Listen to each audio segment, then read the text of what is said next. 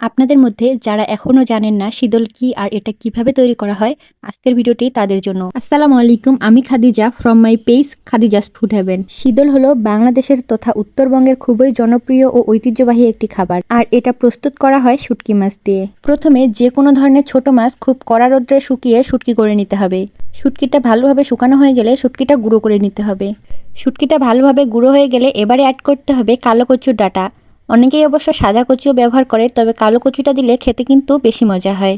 এবার শুটকির গুঁড়ো এবং কচুর ডাঁটা একসাথে খুব ভালোভাবে বেটে নিতে হবে। আপনারা তো ভিডিওতে দেখতেই পাচ্ছেন কিভাবে বেটে নেওয়া হচ্ছে। অনেকটা বাটা হয়ে গেলে এ পর্যায়ে অ্যাড করতে হবে কাঁচা রসুন এবং কাঁচা মরিচ। শীতল তৈরির সব উপকরণ দেওয়া হয়ে গিয়েছে, এবার শুধু বেটে নিতে হবে খুব মিহি করে।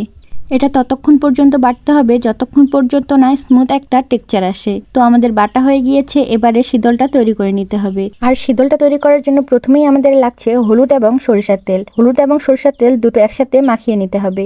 এবার হাতে পরিমাণ মতো শীতল নিয়ে তাতে হলুদ এবং সরিষার তেল মাখিয়ে পছন্দ মতো একটা শেপ দিতে হবে। আপনাদের পছন্দ মতো বড় কিংবা ছোট যে কোনো সাইজেরই শীতল আপনারা তৈরি করে নিতে পারবেন। তবে অবশ্যই তেল হলুদের মিশ্রণটি ভালোভাবে মাখিয়ে নিতে হবে শীতলের গায়ে।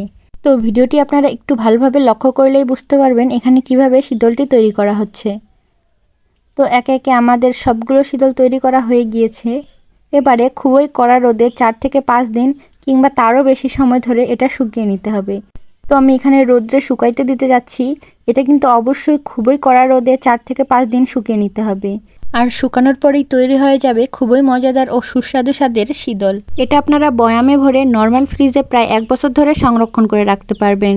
আর আপনারা যারা এই শীতল রান্নার রেসিপি জানতে চান আমাকে কমেন্ট করবেন। পরবর্তী ভিডিওতে আমি রেসিপি দেওয়ার চেষ্টা করব। তো আজকে এই পর্যন্তই, দেখা হয়ে যাবে পরবর্তী ভিডিওতে। আল্লাহ হাফেজ।